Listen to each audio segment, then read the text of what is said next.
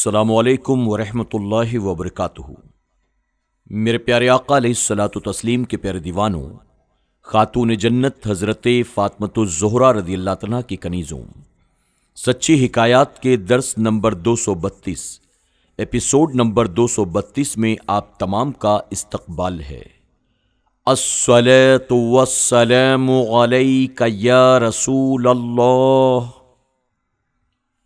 الصلاۃ والسلام علیک یا حبیب اللہ، الصلاۃ والسلام علیک یا نبی اللہ، وعلی آلک واصحابک یا نور اللہ صلی اللہ تعالی علیہ وسلم۔ میرے پیارے آقا علیہ الصلاۃ والتسلیم کے پیارے دیوانوں، خاتون جنت حضرت فاطمۃ الزہرا رضی اللہ عنہا کی کنیزوں، ہم اور آپ سچی حکایات کے 11ویں باب سے مختلف حکایات سماعت کر رہے ہیں۔ حکایت نمبر 763، دین و دنیا۔ ایک روز حضور اکرم صلی اللہ علیہ وسلم کے پاس ایک شخص آیا، عرض کرنے لگا، یا رسول اللہ صلی اللہ علیہ وسلم، میں دین و دنیا کی بہتری کے لیے آپ سے کچھ پوچھنا چاہتا ہوں۔ حضور اکرم صلی اللہ علیہ وسلم نے فرمایا، پوچھ لو جو کچھ پوچھنا ہے۔ اس نے عرض کیا، یا رسول اللہ صلی اللہ علیہ وسلم، میں چاہتا ہوں کہ میں سب سے زیادہ جاننے والا ہو جاؤں۔ حضور اکرم صلی اللہ علیہ وسلم نے فرمایا، اللہ سے ڈرتے رہو، سب سے زیادہ جاننے والے بن جاؤ گے۔ اس نے عرض کیا، حضور میں چاہتا ہوں کہ سب سے زیادہ غنی ہو جاؤں۔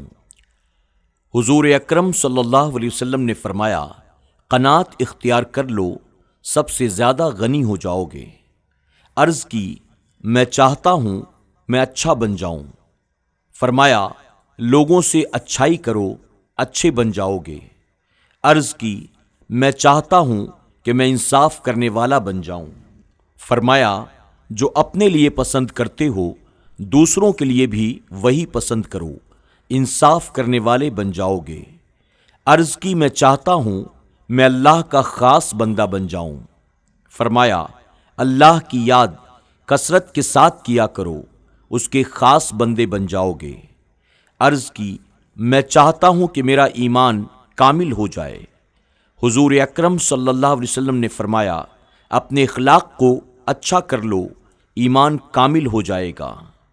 عرض کی، میں چاہتا ہوں میں اللہ کے تابع داروں میں سے ہو جاؤں۔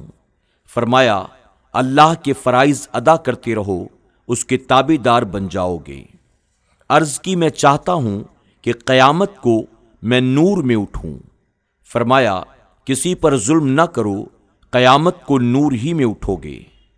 عرض کی، میں چاہتا ہوں اللہ مجھ پر رحم فرمائے۔ فرمایا، خود اپنی جان پر اور اللہ کی مخلوق پر رحم کرو، اللہ تم پر رحم فرمائے گا۔ عرض کی، میں چاہتا ہوں میرے گناہ کم ہو جائیں۔ فرمایا، کثرت کے ساتھ استغفار کیا کرو، گناہ کم ہو جائیں گے۔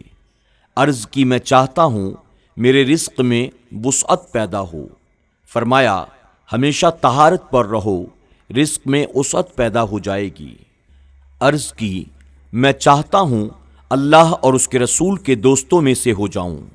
فرمایا، جس سے اللہ اور اس کے رسول صلی اللہ علیہ وسلم کو محبت ہے، اس سے تم بھی محبت کرو۔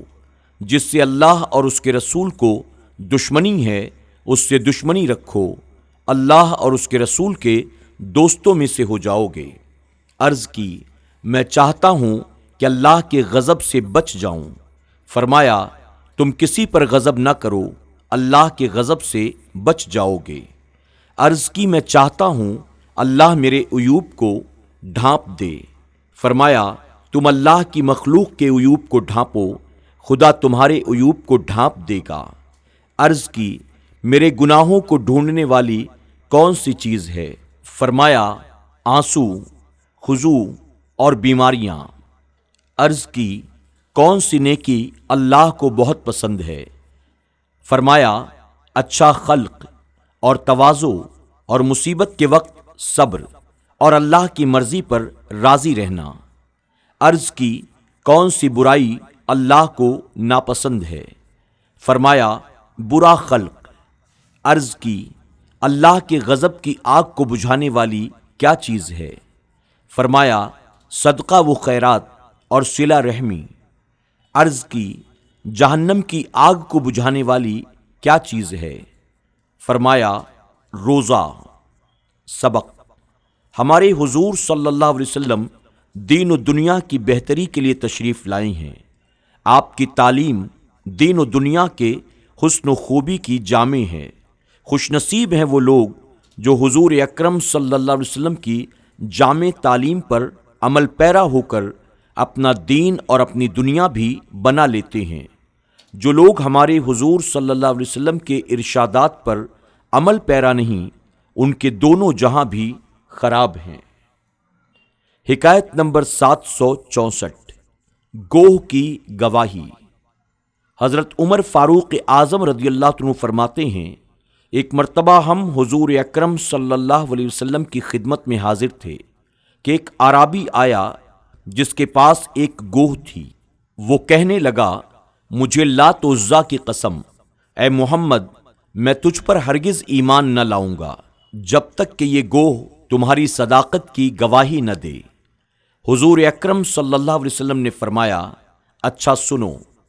پھر حضور اکرم صلی اللہ علیہ وسلم نے گوہ سے مخاطب ہو کر فرمایا، اے گوہ، بول گوہ۔ سننے کی صاف عربی زبان میں بول اٹھی، جسے تمام حاضرین نے سنا۔ حضور اکرم صلی اللہ علیہ وسلم نے فرمایا، تم کس کی عبادت کرتی ہو؟ گوہ نے جواب دیا، اس کی عبادت کرتی ہوں آسمان میں جس کا عرش ہے، زمین میں جس کی حکومت اور دریا میں جس کا راستہ ہے، جنت میں جس کی رحمت اور دوزخ میں جس کا عذاب ہے۔ حضور اکرم صلی اللہ علیہ وسلم نے فرمایا، میں کون ہوں؟ وہ بولی، آپ رب العالمین کے رسول ہیں، خاتم النبیین ہیں۔ جس نے آپ کو پہچان لیا وہ نجات پا گیا، اور جس نے آپ کو نہ مانا وہ نقصان پا گیا۔ اعرابی گوہ کی یہ گواہی سن کر فوراً مسلمان ہو گیا۔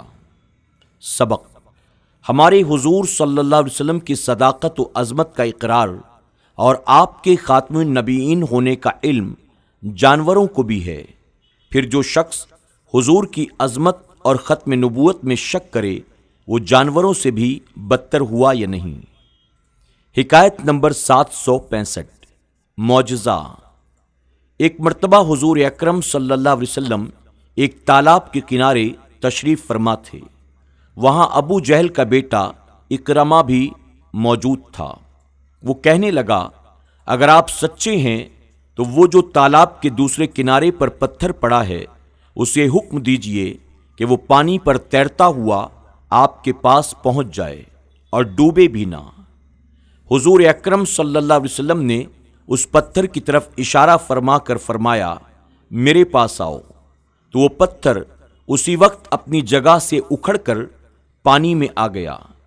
پانی کے اوپر تیرتا ہوا حضور اکرم صلی اللہ علیہ وسلم کی خدمت میں حاضر ہو گیا۔ بآواز بلند کلمہ شریف پڑھنے لگا۔ حضور نے اکرمہ سے فرمایا، بس یا کچھ اور؟ اکرمہ نے کہا، اب اسے کہیے کہ وہ پھر واپس اپنے مقام پر چلا جائے۔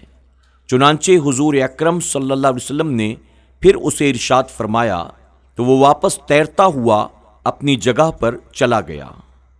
سبق: ہمارے حضور صلی اللہ علیہ وسلم کے بے شمار معجزات میں سے آپ کا یہ بھی ایک معجزہ ہے کہ پتھر کو پانی پر آپ نے تیرا دیا۔ حضرت نوح علیہ السلام کی بہت بڑی کشتی کا پانی پر تیرنا بھی حضرت نوح علیہ السلام کا معجزہ ہی ہے، مگر اس سے بڑھ کر یہ معجزہ ہے کہ پانی پر نہ تیرنے والی چیز بھی تیرے۔ یہ بھی معلوم ہوا کہ حضور اکرم صلی اللہ علیہ وسلم کی نظر کرم اور آپ کی شفاعت کا اشارہ ہو گیا تو بڑے بڑے وزنی گناہ والوں کو بھی تیر کر وہ پار لگا دیں گے۔ آج کے درس میں بس اتنا ہی۔ انشاءاللہ کل پھر ہماری اور آپ کی ملاقات ہوگی۔ السلام علیکم ورحمۃ اللہ وبرکاتہ۔